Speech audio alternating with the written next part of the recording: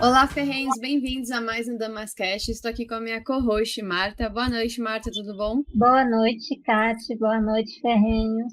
Boa noite, Juliana. E hoje a gente está recebendo aqui o Juliano Mioto. Ele é presidente do Instituto Liberdade e Justiça, advogado, autor de livros e cientista político. Bem-vindo, Juliano. Obrigado por estar com a gente hoje. Eu que agradeço o convite. Para mim é uma honra estar aqui com vocês. Espero que a gente possa trazer assuntos bem interessantes aí para as ferrenhas, né? Como é que é isso que você fala aí? Ferrenhos, Dama de Ferro. Da Dama de Ferro, exatamente. Margaret Thatcher, aquela dama poderosa. E, Juliana, queria começar então te perguntando como que você vê hoje esse mundo que a gente vive de censura. Tem gente que fala que é o exagero, que a gente não tá vendo censura, que tá tudo certo, tem gente que fala que a gente tá vendo autoritarismo, tem gente que fala que a gente tá no meio termo, nenhum nem outro. Como você enxerga a nossa realidade hoje? Para onde que o Brasil vai? Eu acho que a questão maior não é para onde o Brasil vai, é para onde o mundo vai. Eu acho que, não sei se vocês já leram ali Ortega y Gasset, né, que ele fala lá da rebelião das massas, né, que ele vai falar da invasão dos bárbaros, que de uma certa forma bagunçou tudo, né? E a gente percebe hoje, se você observar, a democracia hoje ela virou uma grande falácia, né? É uma grande mentira, né? Então, se você vai lá em Roupa, né, que o pessoal fala, ele também fala, né, ele compara a democracia a um Deus que morreu, né, que faliu, né, que não tem condição de subsistir, né? E a gente percebe o seguinte: no mundo inteiro, o sistema que eles chamam, entre aspas, democrático, ele tem sido usado cada vez mais, eu acho que um círculo cada vez maior de situações em que eles estão usando a própria ideia da lei, dos direitos e tudo, para poder calar cada vez mais as pessoas. Então, sempre uma desculpa de estamos protegendo os mais fracos, né? Nós temos que proteger as crianças, temos os golfinhos da Amazônia, as girafas, a gente tem que proteger ali os motoqueiros na estrada. Então, sempre sob uma desculpa de uma proteção, a gente percebe que o Estado ele vai avançando cada vez mais, e com um detalhe que eu acho até, não sei se vocês já leram ou ouviram alguma coisa do Olavo de Carvalho, com certeza acho que sim. O Olavo tem uma aula dele que ele fala, ele compara o poder que, por exemplo, o Luís XIV, né, que era considerado aquele rei absolutista, né, na história, que tem aquela, como se fosse assim não sei se é o 14 ou 15, mas enfim, o rei francês, que seria a história do absolutismo. Ele não tinha nem 1% do poder que tem hoje um prefeito, um governador. Hoje, com toda a tecnologia, com toda a questão de vigilância, de câmeras, de inteligência artificial, de tudo que nos rodeia, se vocês repararem, as nossas liberdades elas estão cada dia mais cerceadas. Aqui em Goiânia, eu ando no trânsito, eles colocaram já câmeras para todo lado, a gente está parecendo aqui um Big Brother, né? Você dirige assim, tenso, porque toda hora você olha para cima, tem uma bolotinha ali do olho que tudo vê, te observando ali, a gente não sabe, né, quem está lá do outro lado, se a pessoa vai usar alguma imagem de forma distorcida, ou que vai... Enfim, está tudo... um excesso hoje de vigilância, de monitoramento, de tudo do governo, e eles têm se aproveitado de cada crise. Existem as crises cíclicas que eles mesmos criam e que eles vêm com a solução perfeita. Então, eu tinha pensado assim, muito profundamente, porque a gente está vivendo hoje uma sociedade, pensa bem, hoje é um mundo repleto de pessoas com depressão, ansioso, desmotivado, preguiçoso, uma geração que não quer trabalhar, uma geração que não quer assumir responsabilidade, e essa geração ela está trocando a liberdade, os anseios de liberdade, o conceito de liberdade, por proteção. Então, cada vez mais essas pessoas elas querem menos exercitar a liberdade, porque para elas é confortável, para essas pessoas, buscar um Estado protetor, um sistema de governo lá, um Bolsa Família, Bolsa gás, bolsa não sei o quê. Então, quanto mais as pessoas elas estão procurando um herói, né? Então, você vê o populismo, os políticos, seja de direita ou de esquerda, sempre um populismo muito exacerbado, né? Que faz com que as multidões fiquem excitados ali e queiram praticamente assim, é quase como uma paixão de futebol, assim, de time, né? De um negócio assim apaixonado, assim, que o líder faz o que for, e eles continuam ali vidrados, apaixonados e cheios de amor. Então, essas pessoas que estão deprimidas, ansiosas, desmotivadas, com preguiça de trabalhar, elas estão procurando alguém para salvar elas. É o tempo todo. Então, são pessoas sem coragem, por exemplo. Elas não têm coragem de tomar uma atitude, de fazer alguma coisa. Então, elas precisam de alguém que tome uma decisão por elas. E aí, por isso, elas vão clamar cada vez mais para o coach, né? Coach, por que faz tanto sucesso essa ideia do coach, o cara que vende uma facilidade ali, que fala, vou te ensinar a ficar rico em 2 passos, em 10 passos, né? E é os charlatões de internet. Então, você percebe que hoje tudo gira em torno do que aqui o Gasset falava que era a invasão vertical dos bárbaros. Quem são os bárbaros? É aquela massa ignóbil, aquela massa sem inteligência, aquela massa sem entendimento das coisas, uma massa sem discernimento espiritual, que quer prosperar a qualquer custo, sem esforço, quer um emprego público fácil, quer uma situação que possa tirar elas do aperto sem ter que trabalhar, sem ter que fazer nada. Então, essa é a configuração perfeita para que a gente viva sem liberdade. E assim, tem uma frase, eu acho que até o próprio Ortega, viver é sentir fatalmente forçado a exercitar a liberdade e decidir o que vamos ser nesse mundo. Só que hoje as pessoas não estão vivendo. Então, se você não vive, como é que você vai buscar uma coisa que é essencial para você dizer, estou vivo, eu existo, eu sou alguém, eu tenho um propósito. Então, as pessoas que estão nesse nível, elas estão vivendo completamente dependentes. E aí vem um outro lado, que é o pessoal da tecnologia, as big techs, o pessoal que está aí criando toda a estrutura para uma tecnocracia. Nós estamos, talvez, morrendo como democracia.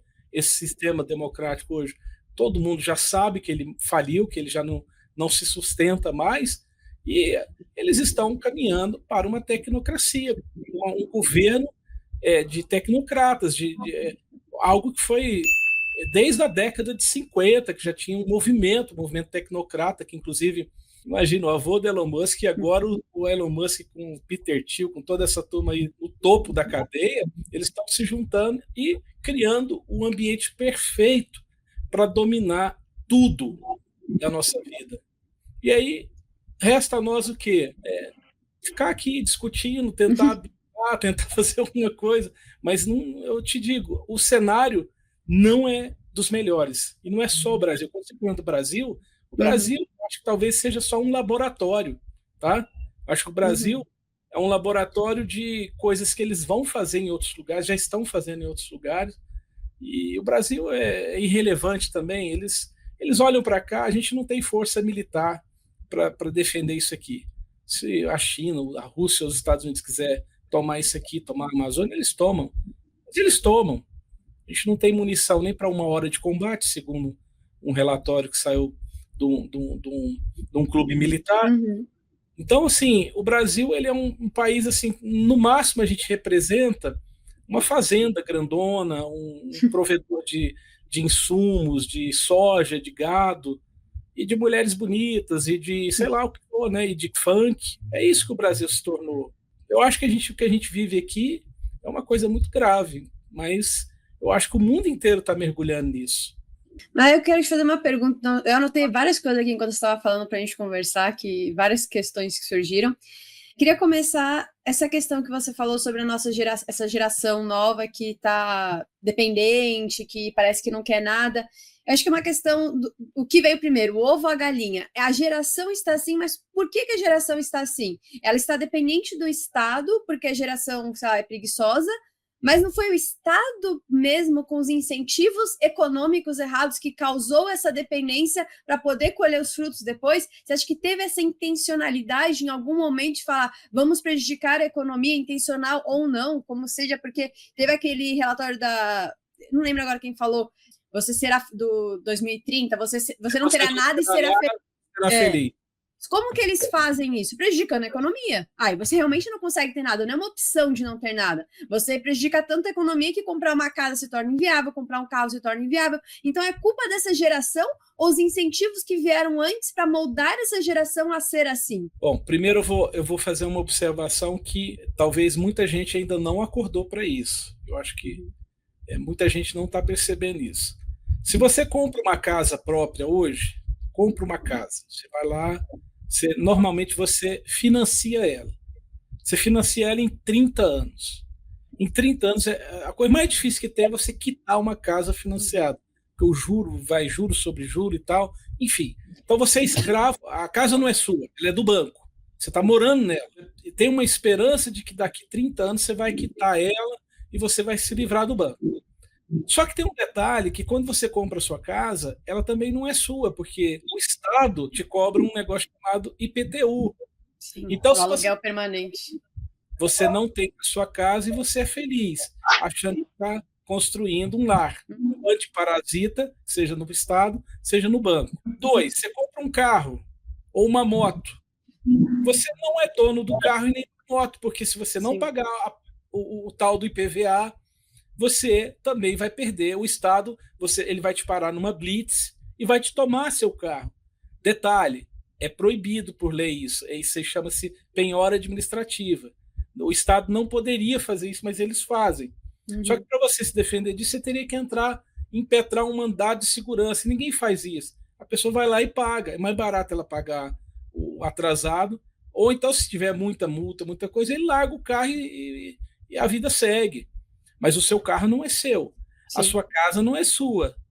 O seu celular, tá ok, pode até ser que ele seja seu, mas os softwares que estão no seu celular, eles são programados para daqui a pouco você ter que trocar de celular, porque você não...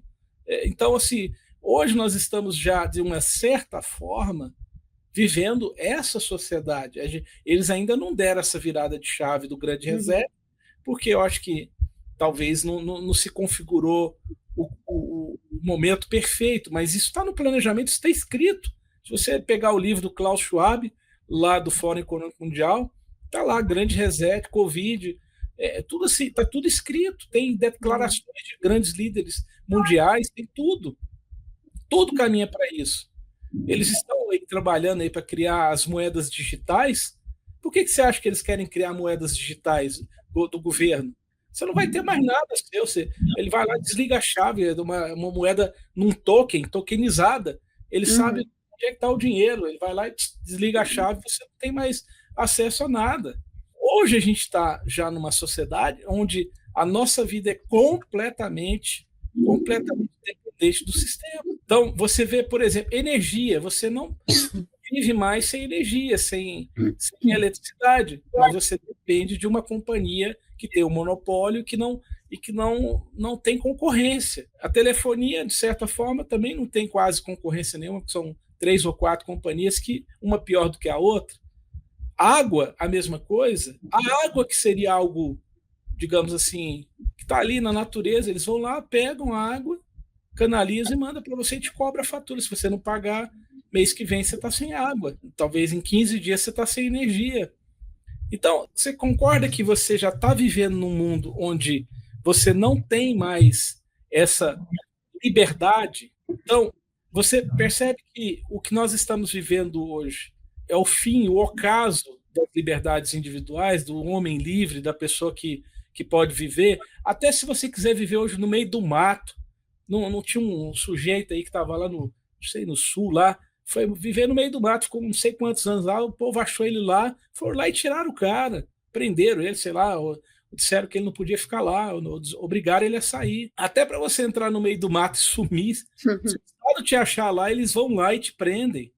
Ah, você não pode morar aqui, você não pode viver aqui, só se for índio, né? Mas índio é propriedade do Estado, índio não tem mais liberdade. porque eles são prisioneiros dessas ideologias, né, insanas, esse negócio de higienismo, esse negócio, é tudo para deixar os caras dependentes lá e eles ficam roubando dinheiro via ONG, via projeto de lei, via essas coisas. Então, é um sistema hoje, se você parar para pensar, a última coisa que a gente tem hoje na nossa vida chama-se liberdade. A gente ainda acha que tem um pouquinho, né? A gente está aqui conversando, né? Tal, a gente está ainda exercendo um pouco da gente poder pensar. Mas eu acho que até isso é controlado. Porque o que a gente está conversando aqui, dependendo do assunto que a gente entrar aqui, a plataforma do YouTube vai lá e corta, manda derrubar, tira a monetização, diminui o alcance. Então, Sim. aí, voltando à questão que eu estava falando do Ortega y Gasset com relação à rebelião das massas. Você tem, hoje, um vício de abundância de bens materiais, ao mesmo tempo escassez, no sentido, as pessoas ficam o tempo inteiro, tem que ficar escravas de trabalho, mulher trabalha, homem trabalha, criança trabalha, todo mundo tem, quem não trabalha recebe bolsas, isso, aquilo.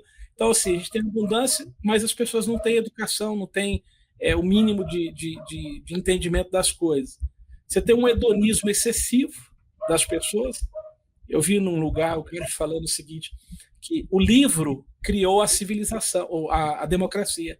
O livro tornou possível a democracia, porque o livro fez com que as pessoas pudessem se informar e participar. E a escrita teria, assim, na verdade, a escrita formou, é o contrário, a escrita possibilitou a democracia e o livro tornou a possibilidade das pessoas serem individualistas. Ok, a gente precisa, para você ler um livro, você tem que se fechar, se concentrar, e o livro permite você ter viagens, você ter entendimentos e tudo. E as pessoas hoje estão abandonando, inclusive, isso. A possibilidade delas terem uma vida, de terem um pensamento próprio, de poderem entender as coisas.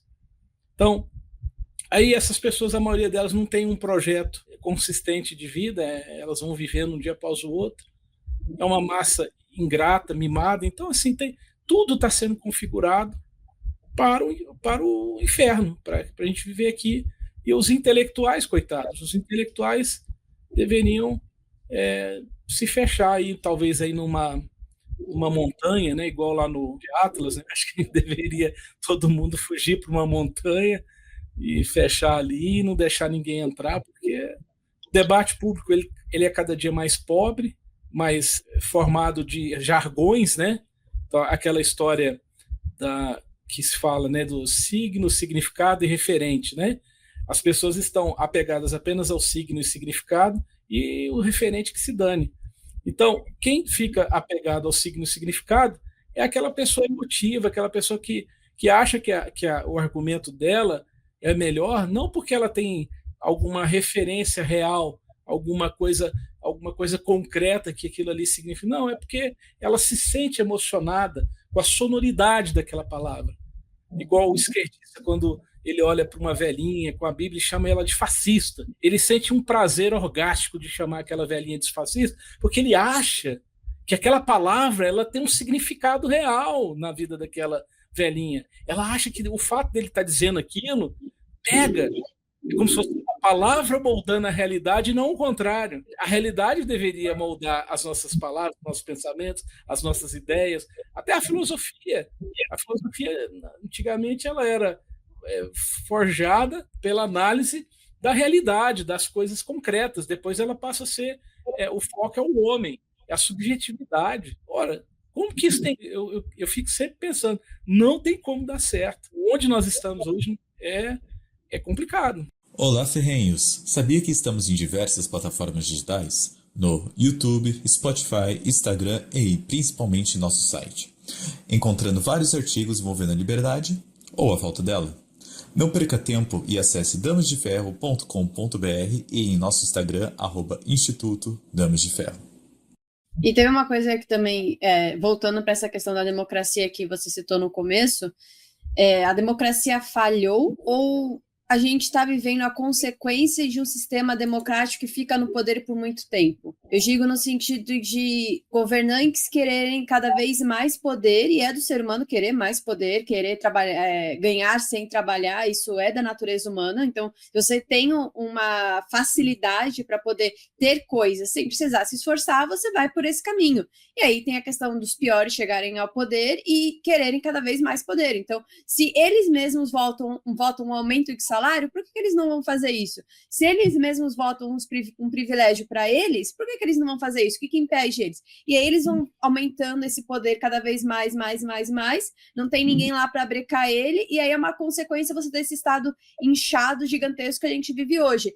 Ela vai colapsar, a gente vai ver uma outra forma de governo, vai começar do zero uma democracia mais leve, depois ela vai aumentando. Como é que vai ser esse ciclo na sua visão de democracia?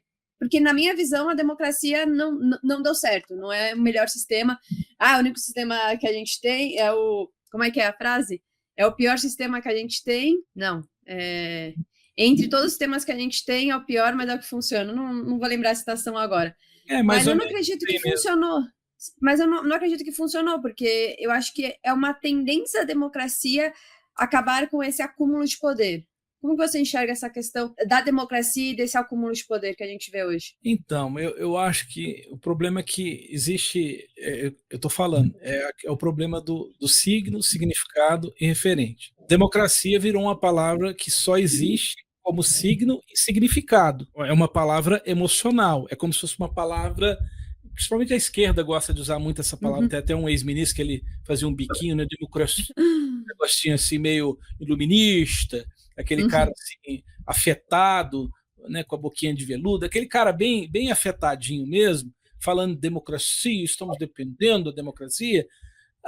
O que me parece é que a democracia ela se tornou um governo institucional de uma elite que se auto-perpetua. Sim. É só isso. A democracia é uma forma que a elite entendeu, dá muito trabalho manter uma ditadura. Você tem que ficar matando gente, você tem que ficar fazendo maldade, você tem que, apesar que eles continuam matando, né, e fazendo maldade, mas assim, a democracia ela dá um aspecto de legalidade para estupro coletivo, digamos assim, para o roubo coletivo, para o crime coletivo. Então eles juntaram uma turma, eu não sei se isso foi intencional no começo, eu não sei em que ponto que eu acho que eles acabaram entendendo que a democracia é um sistema que permite essa afetação linguística em torno de um termo, que não significa nada de verdade na realidade. Democracia é o caralho, desculpa falar o palavrão no YouTube, mas assim,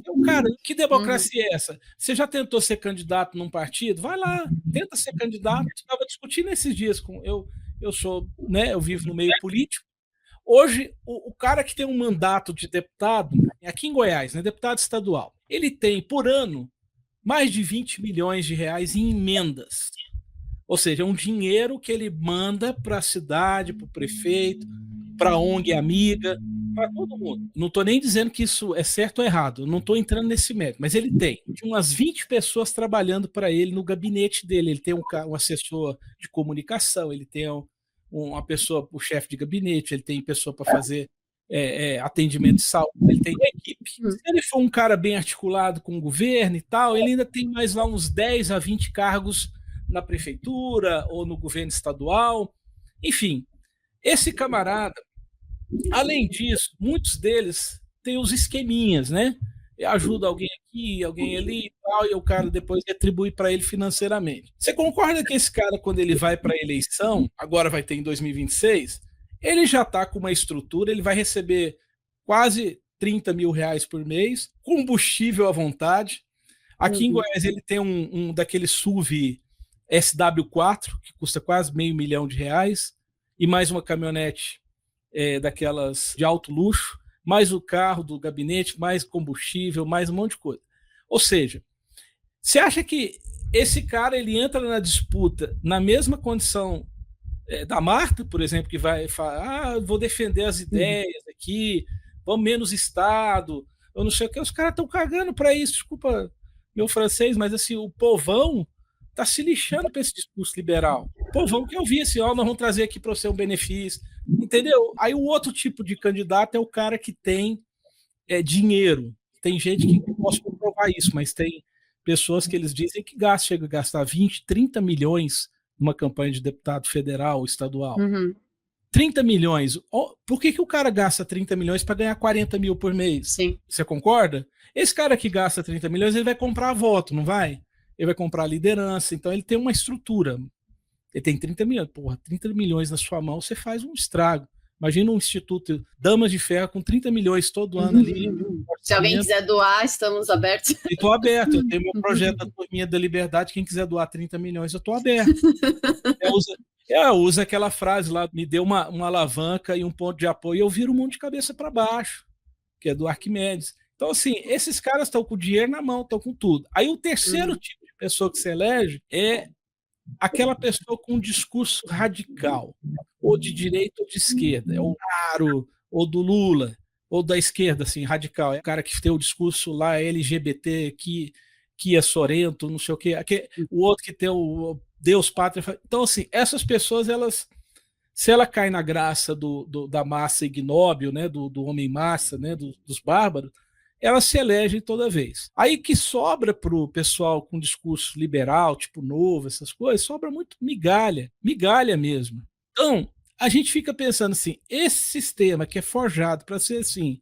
Aí outra coisa, você vai ser candidato a governo, a Senado, é uma fortuna, é dinheiro que não acaba mais. Não basta você ser uma pessoa bem informada, você ter uma boa educação, você ter boas ideias, um bom projeto de governo, você tem que ter apoio político. Isso custa caro, custa cargos, custa um monte de coisa. Então, como que você pode chamar um sistema desse que perpetua uma elite no poder, ano após ano, os mesmos caras? Você pode ver o Renan Calheiros está lá no Senado há quantos anos, aquele Alcolumbre, todos eles, o Bolsonaro mesmo ficou 30 anos, né, depois virou presidente, o Lula, quantas vezes virou presidente, está aí na política. Então, assim, é um sistema desse, como que alguém tem coragem de olhar para isso e falar assim, isso é uma democracia? É como você olhar para um elefante na savana e falar, isso é um pato andando no meio do mato. E o elefante está lá com a trombona balançando. O elefante está lá dando o berro dele, com um chifre enorme, e o cara, não, isso é um pato andando no meio do mato. É o que as pessoas estão fazendo com a palavra democracia. Elas estão olhando um sistema que não é um sistema elite. Quando você vai para a União Europeia, Estados Unidos, é muito pior, porque a gente acha que lá é mais... Lá na Europa, eles criaram um parlamento europeu de pessoas não eleitas que governam o futuro da Europa. O parlamento europeu tem, se brincar, mais poder do que os parlamentos dos países. E essas pessoas do parlamento europeu são indicadas. Então, você está entendendo que a gente não está vivendo democracia? E os outros países do mundo? Aí você vai para a Rússia, China, Cuba, Venezuela, Irã, tudo são ditaduras. Então, mas aí também tem aquelas pessoas que falam, a gente pelo menos tem eleição, né? Não, eu participei de um debate esses dias na TV com um esquerdista, um sem vergonha aqui, que é até vereador aqui. Ele falou um negócio, ele falando uns negócios lá de democracia, eu peguei e perguntei ao vivo para ele, falei assim, então para você, a China é uma democracia? Ele, é uma democracia, tem eleição todo ano lá. Só tem um partido. Ninguém pode abrir outro partido a não ser o Partido Comunista. E você entende que é uma democracia porque tem eleições, é isso? É isso. Falei, então Cuba também é uma democracia? Ele tem eleição. Falei, então pronto. Então, sua democracia é o conceito lá que o Lula falou, né? Democracia relativa. Então, o problema é esse. Você tem o chamado pensamento metomínico, né? A pessoa, ela não vê a coisa como ela é, mas como uma imagem daquilo que ela quer que seja, como uma imagem romantizada do termo e descolada da realidade, do significado daquele termo, então, do referente daquele termo.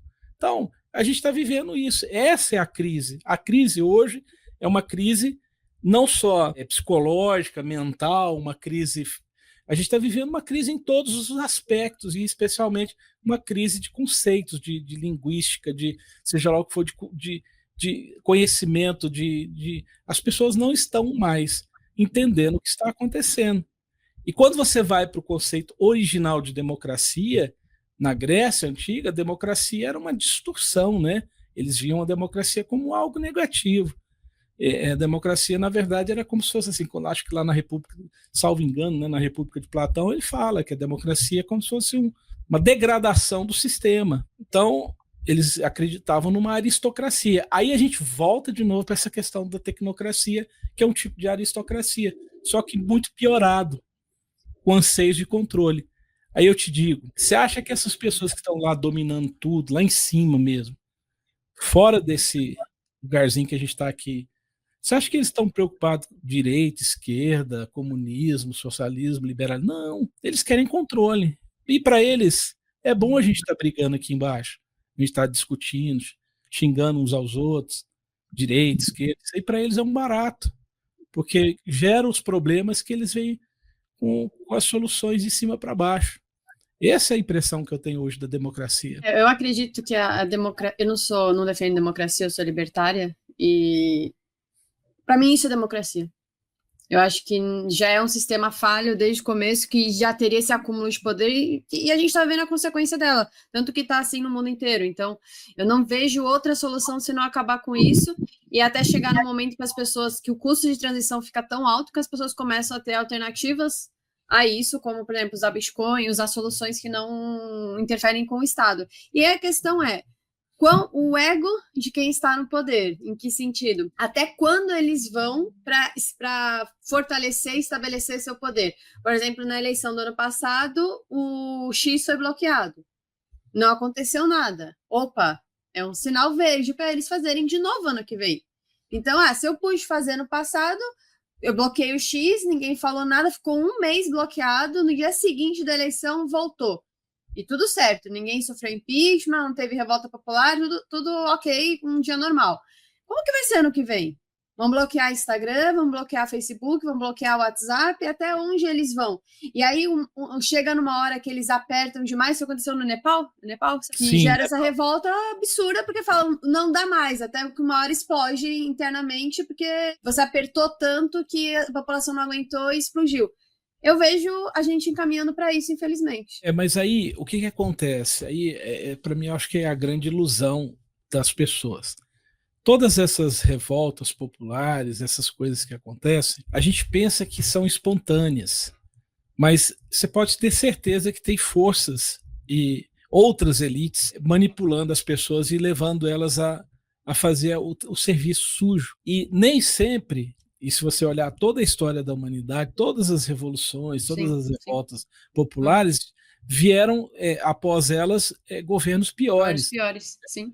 A Revolução Francesa, com aquela conversa fiada de liberté, fraternité, igualité, virou a guilhotina. E logo depois veio Napoleão Bonaparte. Eles saíram da monarquia e ganharam o imperador. E o pau quebrou de quina. Morreu gente pra caramba. Então, assim, a gente tá pensando aqui inocentemente, as pessoas vão se revoltar, o sistema... Não, o sistema... mas eu não acho que isso vai ser uma coisa boa. Eu falo assim, o sistema tá ali tranquilo, analisando tudo.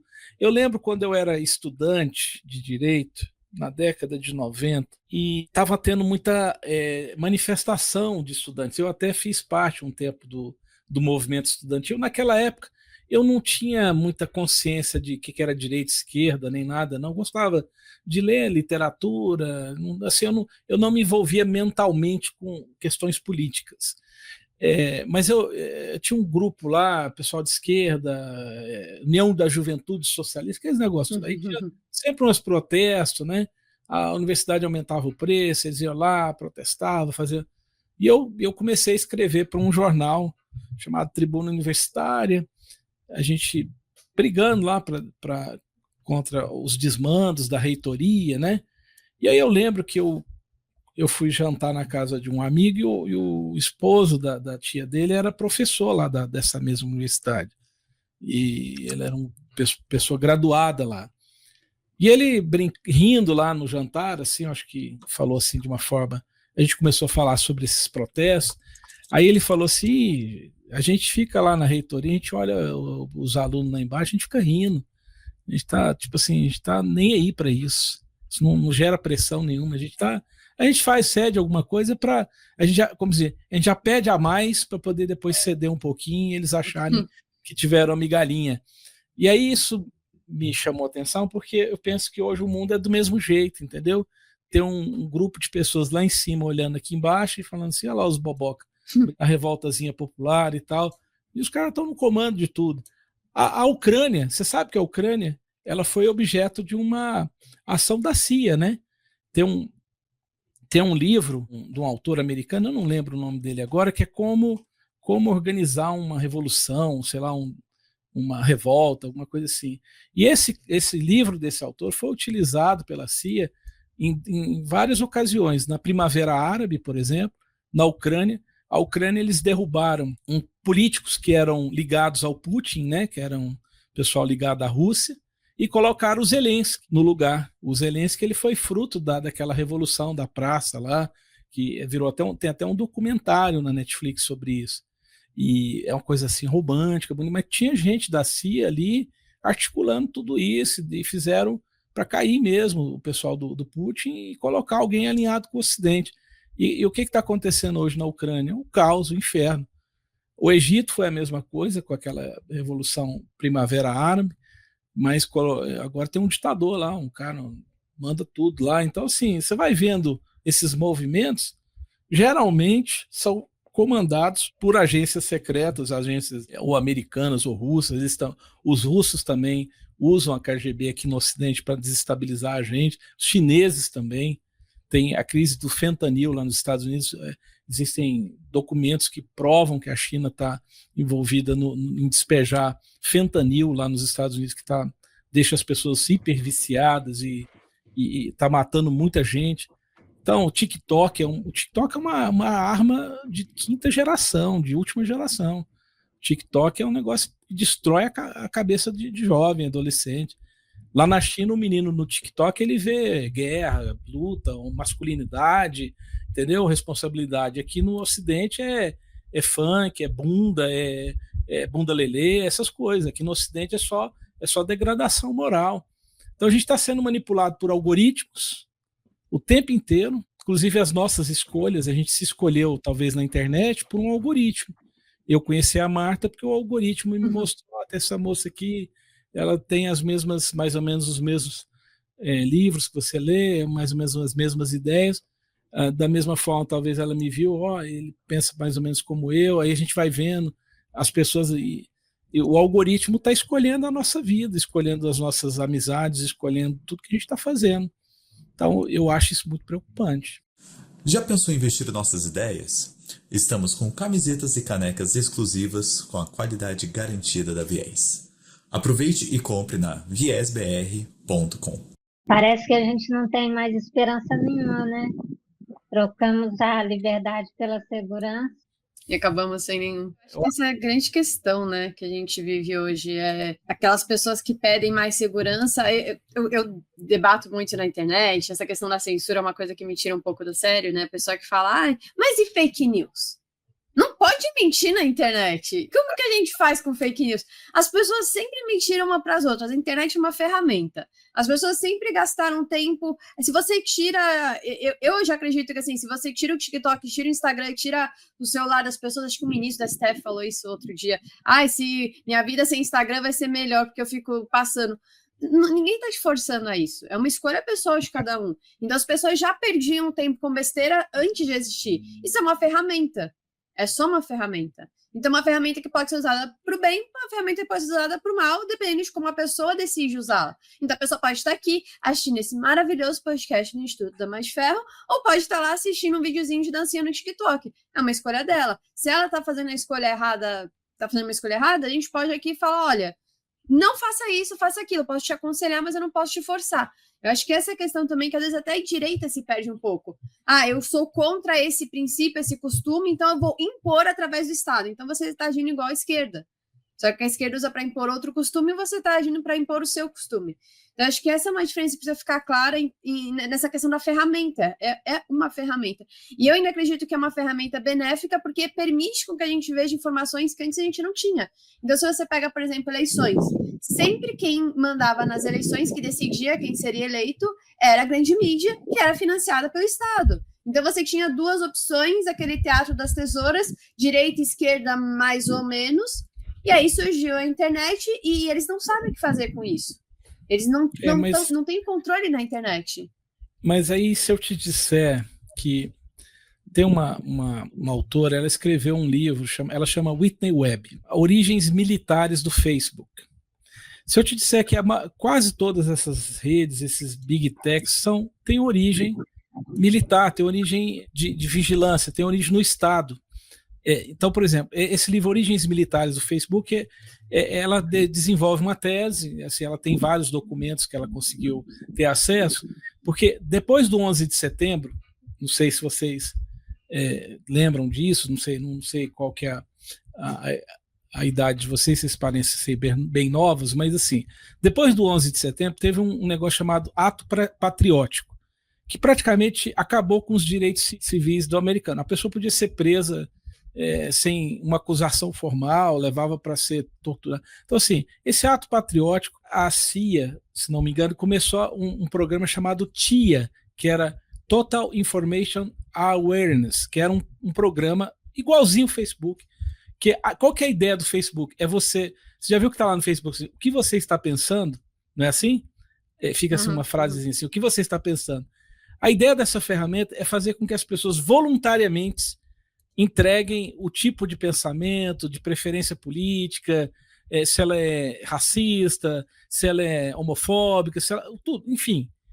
Esse programa ele foi descoberto pelo Congresso americano depois de um tempo e o Congresso americano mandou encerrar o projeto. Esse projeto da CIA ele foi encerrado no dia 3 de fevereiro de 2003. O Facebook surge, sabe quando? Dia 4 de fevereiro de 2003.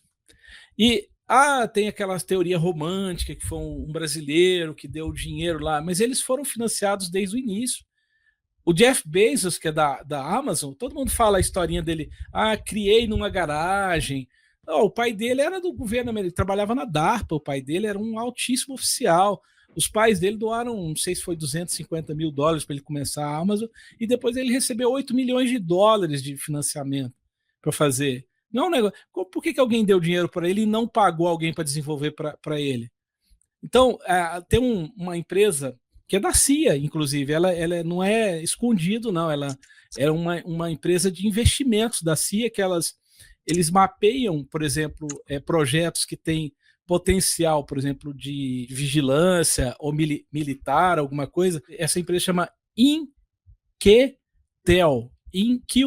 assim, é o nome dessa empresa. Ela financiou a Meta, ela financiou o PayPal, ela financiou a OpenAI. A maioria dessas empresas de Big Tech hoje que são usadas com algoritmos que monitoram tudo que a gente faz e que moldam, de certa forma, os nossos comportamentos e preferências, tudo tem uma origem no Estado, no desejo de controle. Então, quando a gente acha que a gente está usando a nossa liberdade de expressão e tal, eles estão lá ouvindo tudo, lendo tudo, eles têm bancos de dados gigantescos com inteligência artificial, monitorando, fazendo filtro de palavra e tudo. Ninguém vai lembrar que a gente existe, isso é verdade. Mas você concorda que acaba que todas essas ferramentas elas têm um lado bom, que é o que você falou, né? Que a gente pode estar aqui, por exemplo, falando isso aqui e tudo, mas elas têm um lado muito ruim, que é o lado em que a gente está sendo monitorado. E aí, às vezes, eu até fico pensando, não sei se vocês lembram do Unabomber. Unabomber, ele é um cara foi preso lá, ele mandava umas cartas bombas, assim, ele escreveu o Manifesto contra a Sociedade Tecnológica. Ele era um matemático genial, ele era um cara, assim, QI acima do Einstein, o QI dele era, assim, sobre-humano. E ele participou daquele projeto da CIA, de manipulação, uso de drogas psicodélicas, que é um projeto que, inclusive, aquela série do Stranger Things, ela é meio baseada nesse projeto. Eu não lembro agora o nome dele, não, mas é um projeto bem famoso da CIA. Está tudo documentado, ele participou, ele era lá, acho que de Harvard, ele participava eram uns experimentos psicológicos, que eles incutiam umas coisas na cabeça das pessoas. Ele meio que enlouqueceu, fugiu para o meio do mato, foi se esconder no meio do mato, e ficou lá, assim, obcecado contra a tecnologia. E ele escreveu esse manifesto, começou a mandar a bomba, matar a gente, explodir e tal. Então, assim, ele ficou louco, mas ele foi vítima desse experimento. MK Ultra, o nome desse experimento. Você pode pesquisar na internet, ele existiu de verdade. MK Ultra. Ele foi encerrado oficialmente. A gente não sabe se por debaixo dos panos ainda existe esse projeto. Então, aí todo mundo vai falar, se alguém que está ouvindo a gente, isso é teoria da conspiração. Cara, teoria da conspiração, sabe quem que popularizou esse termo teoria da conspiração? A própria CIA. Sabe quando? Quando mataram o JFK, e aí inventaram uma mentira que tinha sido aquele Lee Oswald que matou sozinho, e não era verdade isso. Aí as pessoas começaram a especular, não, mas não tem como esse cara ter matado, assim, a bala fez curva e tal. As pessoas começaram a especular que tinha alguma coisa errada, que podia ter envolvimento de agências secretas e tal. Aí, como as pessoas começaram a especular e falar versões diferentes da do Estado, diferentes da versão oficial do governo, aí eles falam, não, isso é teoria da conspiração.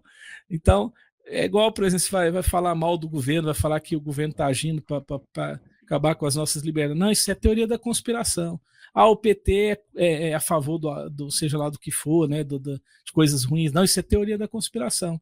Porque quando você fala teoria da conspiração, parece o quê? Um bando de gente doida, com um chapéu de alumínio, com um olhar arregalado, né, igual naquele filme lá, que o pessoal fica lá esperando os aliens chegar. Não é. Tem muita coisa acontecendo no mundo que a gente não só vai saber depois. E agora, recentemente, inclusive, abriram a boa parte dos arquivos do caso do JFK e, de fato, tinha envolvimento do FBI, da CIA e até do Mossad.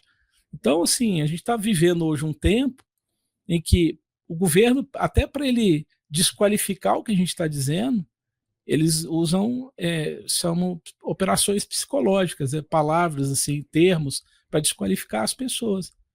Então, a gente está vivendo essa época. Se você diz uma coisa que o governo não gosta, é fake news, né? É fake news, exatamente, fake news. Você sabe quando que surgiu o termo fake news? Fake news surgiu na primeira eleição do Trump, porque ele se tornou uma pessoa que o establishment não queria, né? Aí você lembra do Trump falando, você que é a fake news. You are fake news. You are fake. Até então, se você olhar, se você olhar o pesquisa do nome fake news antes do Trump, antes daquela eleição, era muito pouco, era aquele termo assim, quase ninguém pesquisava, quase ninguém usava. Esse termo fake news, ele foi desenvolvido para poder desqualificar as coisas que ele falava. Então, por exemplo, ele falava que a Hillary Clinton estava envolvida lá em rolo e coisa. Não, isso é fake news. Aqui no Brasil pegou, né, bastante, né? Tudo é fake news. E aquela palavra, o termo desordem informacional. Foi uma americana que criou esse termo e ele está sendo usado, inclusive, agora para decisões judiciais. Ele virou um crime sem lei. Nós temos hoje no Brasil pessoas sendo condenadas por desordem informacional, que nem existe lei. E, aliás, como é que você vai criar uma lei para definir um crime que é extremamente subjetivo, abstrato? Quem define o que é desordem informacional? Quem define o que é fake news? Olha o absurdo que nós estamos vivendo. Nesse cenário, pode falar, Marta. Esse cenário tão sombrio aí que você está falando, será que você consegue vislumbrar pelo menos um pouquinho de esperança? Será que um dia a gente ainda vai ter liberdade? Olha, a morte está chegando, né? Ela vai chegar. Animador. Acho que ninguém sai vivo dessa experiência aqui, né? Tem gente que acha que vai sair vivo, né? Mas eu acho que todo mundo vai sair para o outro lado, né? Aí se tem alguma coisa lá ou não tem, a gente vai descobrir lá. Mas assim, tentando, assim, eu estou tentando. Eu nem falei muita coisa aqui que eu acho que é muito pior do que isso que eu estou falando aqui. Tem situações que são muito graves, assim. Cada dia eu chego àquela conclusão que a ignorância é uma bênção, sabe? Você não saber das coisas é libertador. Eu morei um tempo numa fazenda, fiquei uns 6 meses assim, numa fazenda, não tinha nem energia elétrica lá. Era uma vida tão boa, não ficava sabendo de notícia nenhuma. Eu era jovem, mas assim, era bom demais, dormia cedo, dava 8 horas, 9 horas já estava indo dormir, 3 horas da manhã, 4 horas você está de pé feliz, tranquilo, tira o leitinho da vaquinha lá, não tem ninguém trazendo notícia de nada, no máximo a notícia do vizinho que fez alguma besteira lá, mas eu falo assim que hoje, você vê, a gente não tem acesso a todas as coisas que estão acontecendo, né?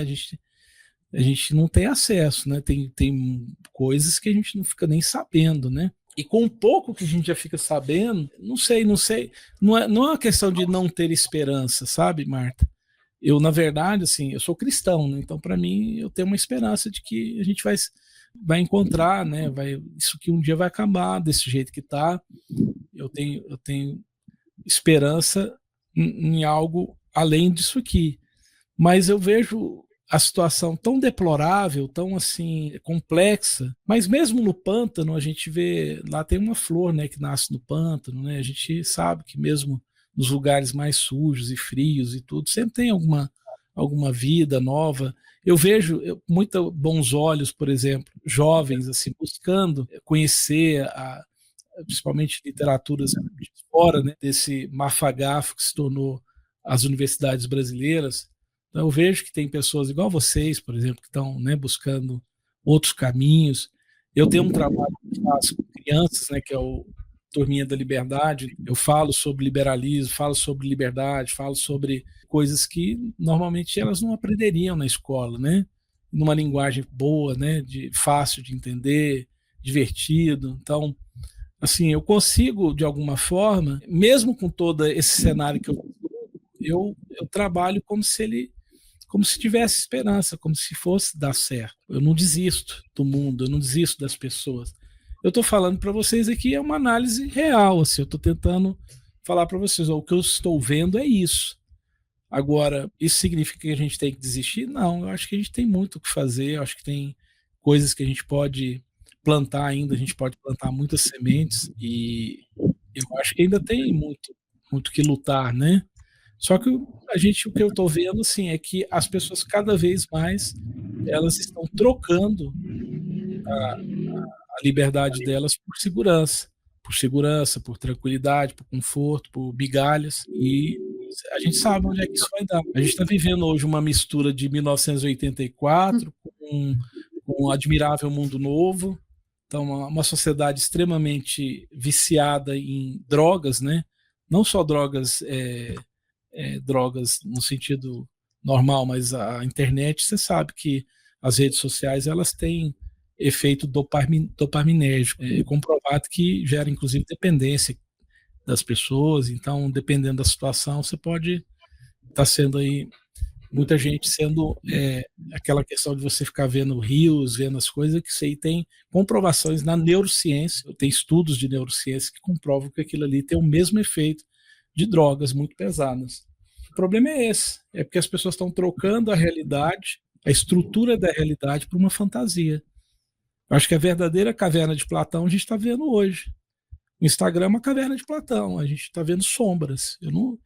Eu não acho que a maioria das pessoas postam ali a realidade delas. A maioria das pessoas posta uma sombra do que elas querem que os outros vejam, né? E quanto mais a pessoa é exposta ali, né? Quanto mais ela se expõe, mais ela mascara a realidade dela. Eu não sei onde é que isso vai dar. Sim. Eu acho que por isso que é importante iniciativas como Damas de Ferro, como o Instituto Liberdade e Justiça e tantas outras iniciativas que as pessoas estão fazendo organicamente, né? Alguns poucos, né? A gente não sabe ainda todos quais são, quais não são, mas Damas de Ferro com certeza, Instituto Liberdade e Justiça, outros aqui em São Paulo também, que estão indo atrás para trazer mais liberdade, percepção, consciência para essas pessoas. Nossa, legal! Esse aqui legal. É a Ania e o Mistério do Sumiço do Cãozinho Gaudi, que é o primeiro livro que eu fiz. Ele tem um personagem aqui que hoje ele virou um maluco de internet, mas assim, que é o Cogros, o Terrível, zangado, que acha que é um ogro, que fica na ponte. Você passar na ponte deles, tem que falar mal do rei malvado do Estado. Aqui eu tento levar um pouco das ideias. Aqui é uma brincadeira com a revolta de Atlas, né? O outro livro que eu tenho, que é o Antônio e o Mistério do Universo em Breves Lições, que é uma adaptação das 6 lições de Mises para criança. Ele é adotado em uma escola aqui em Goiânia, algumas escolas já fiz algum trabalho. Eu distribuí mais de 15 mil livros, e assim, tudo sem ter dinheiro, sem ter milhões de emendas, sem ter apoios bilionários, mas assim, com vontade, com um desejo de fazer a diferença. Então, embora minha análise do mundo é sombria, né, digamos assim, acho que quem ouvir essa live depois vai ficar, né, talvez aí um sentimento assim, nossa, a gente está indo para um buraco, mas assim, eu sou uma pessoa otimista, sou otimista com as pessoas, eu acredito que as pessoas têm capacidade de mudar o destino e de fazer o bem. Então, por isso que eu invisto nessas coisas e por isso que eu avanço, por isso que eu me ofereço muitas vezes para fazer essas coisas. Acho que é isso que vai no final fazer a diferença que a gente quer ver acontecer no mundo. E, Juliana, eu queria te agradecer demais pela conversa, foi muito boa. Queria também deixar um espaço para você divulgar. Você falou dos seus livros, mas também como que as pessoas te encontram, suas redes, que projetos você está fazendo.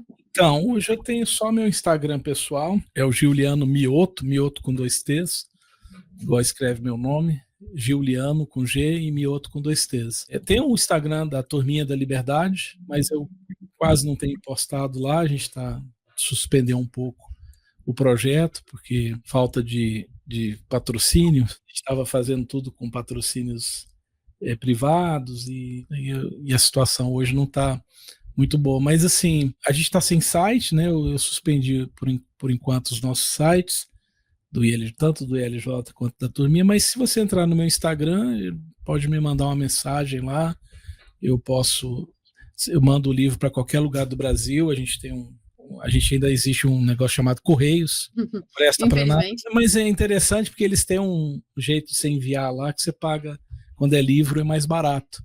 Se eu fosse enviar os livros pelo normal, é mais caro você enviar do que o preço do livro, então eu teria que vender o dobro do preço para poder mandar pelo correio.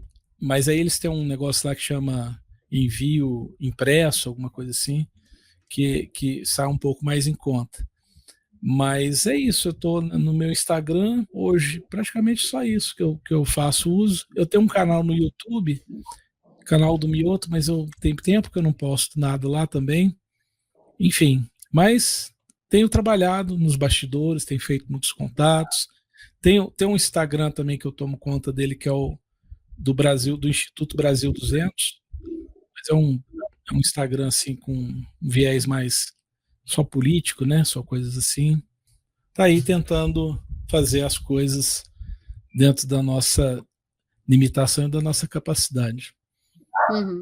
Bem legal a nossa conversa hoje. Muito obrigada por participar com a gente, Juliana. Obrigada, Marta, por mais um episódio. E até a próxima, Ferrenhos. Tchau, tchau. Até a próxima. Tudo de bom. As opiniões do convidado não representam a posição do Damas de Ferro enquanto instituição.